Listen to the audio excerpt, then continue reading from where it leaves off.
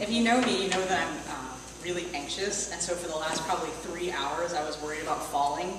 Like, on my way up here, I'm not even kidding, this is serious stuff, guys. So I didn't fall. This is awesome. Anyway, so I read this essay now. It's called Caves. Can you guys hear me all over? Okay, microphone's kind of freaking out.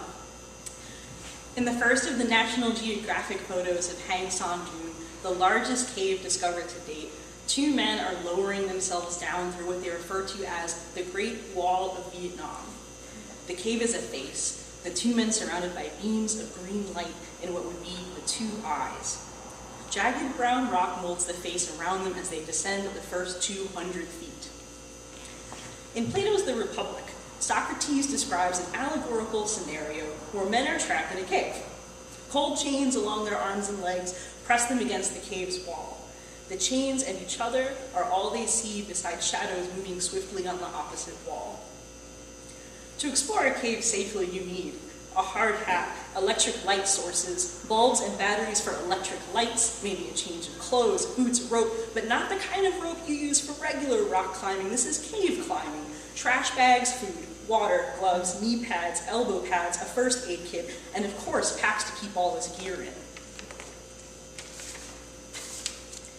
100,000 years ago, Neanderthals hung their dead in caves. Some archaeologists believe these caves were viewed as gateways to another world, a place of dreaming before there was language for dreams or for death. The cave's main chamber is large enough to park a 747. I imagine my father telling stories of flying his plane, spinning down into the rocky skull, and somehow, some way, landing at the bottom to discover the cave himself after a firefight, before flying out and forgetting about it until National Geographic broke the story later. A fire they never see burns behind the men, projecting shadows in front of them as they take turns guessing what the next shadow will be, having no words for shadow or cave or trip. When he was a boy, Ho Khan's father was killed during the Vietnam War. Alone, Ho Khan would hunt in the thick jungle. When it rained water or bombs, he would hide inside Hang Son Doong until it did or didn't stop. The explorers in the photos would never have found the cave without him as an adult, leading them to it. Since I have never been to Vietnam, I read about Vietnam. I read about its temperature and climate and natural resources. I imagine its jungles and heat. I imagine I can taste this place and push aside its branches and smell its mud and feel the weight of its caves pressing against my palms. I imagine the tunnels beneath my feet. Plato tells us that one man is freed from his chains before he is tossed out of the cave. Outside, assaulted with sharp colors and shapes, he longs for the familiarity of shadows along the cave wall. My greatest fear, the one I worry about more than rotting my teeth out while I sleep or death so final there is nothing left, is that my delusions will take over. That I will live like my father in a world of my own creation. Hang Son Doong is large enough to fit a skyscraper inside, or shelter thousands of Vietnamese from bombing raids.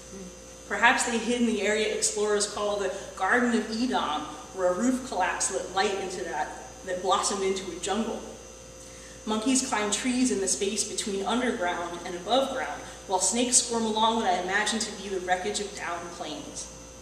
Birds land on skeletons that crumble under their weight. Above ground, bomb craters are now local fishing spots. Neanderthal bones are found under cave floors, buried in the fetal position, surrounded by traces of flower pollen. Post-traumatic stress disorder manifests itself in children in a number of ways, including fear of being separated from a parent, losing previously acquired skills, nightmares without recognizable content, acting out trauma through plays, stories, or drawing, aches and pains with no apparent cause, and fear of monsters. It's possible that, when the free man's eyes were above ground long enough to see the sun for the first time, he began to doubt the world below his feet. The morning paper piles up by the front door on the inside of my apartment. Right now there are 4 unread newspapers spread out in a clutter, still inside their plastic, and one outside the door waiting to be kicked in and added to the stack. Sometimes I don't like to touch the paper or the plastic wrap, so I move it with my shoe.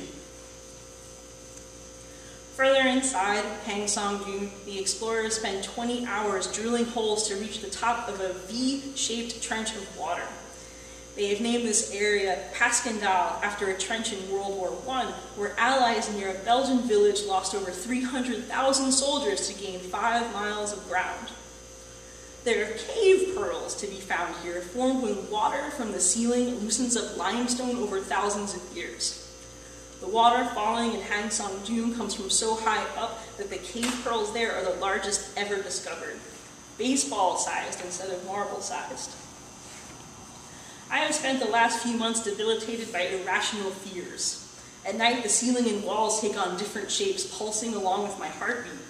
I watch colors streak across the room I know aren't there, but see anyway, while cowering from the slightest light in the window because it could be the invasion I've been dreading or the comet I've been reading about, or... In northern Spain, tunnels deep into the hills are filled with the bones of people and animals. I imagine my father's face as the entrance to a terrible cave. He has horror in his mouth. When he opens it, his teeth are stalactites and stalagmites rotting away the way they do over time from being touched. He is larger than me, the entrance large enough to walk inside. If I were to press in on this vision, his heart at the very center would be black and beating to irregular rhythm. The men in Plato's cave were not living with the colors and shapes we are used to. Anxiety reaches through my body, holding my insides tight, squeezing my stomach, my heart, until I almost spill out, only don't spill out because I'm afraid of that too. I cut my own hair, screaming because it's falling into my hands and because I can't stop cutting it. There are nights staying in front of this cave entrance I want nothing more than to push all 5 fingers clenched like a boulder through his face. Maybe that is nature in the end. Normal things terrify or enrage me.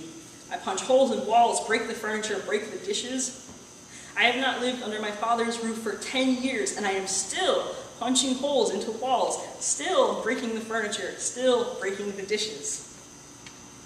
Some symptoms of post-traumatic stress disorder in adults include flashbacks, nightmares, feelings of intense distress when reminded of trauma, intense physical reactions to reminders of the event, avoiding activities, places, thoughts, or feelings reminiscent of the trauma, loss of interest in activities or life in general, feeling detached from others and emotionally numb, sense of a limited future, difficulty falling or staying asleep, irritability or outbursts of anger, difficulty concentrating, hypervigilance, anger and irritability, guilt, shame, or self-blame, substance abuse, feelings of mistrust, and betrayal. I don't have the right gear for this. Perhaps Glaucon was right. Perhaps the men inside the cave, chained to the wall and the shadows, would try to kill the free man if he returned to explain the concepts of shadows and above ground.